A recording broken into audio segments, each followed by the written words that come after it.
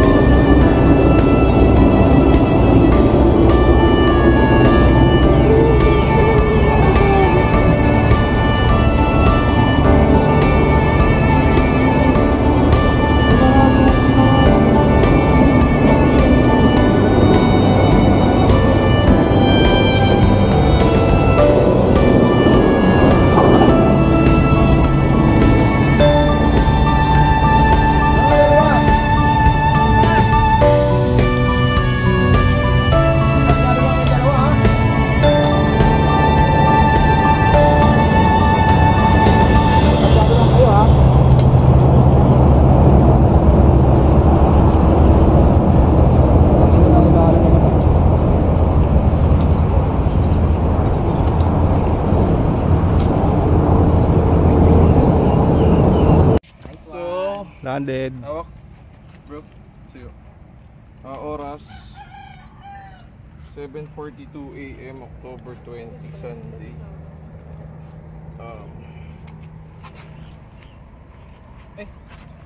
Siyempre mo. France.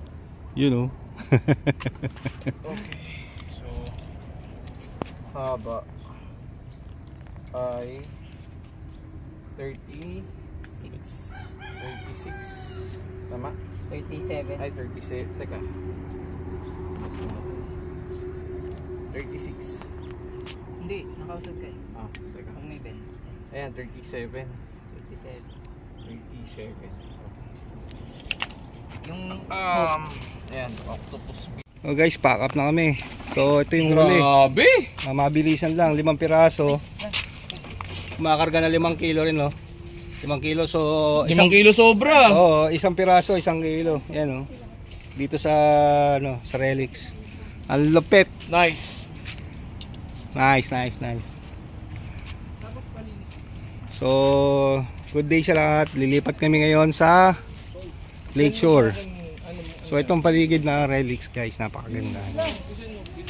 Mga kubo, merong ihawan, merong oven.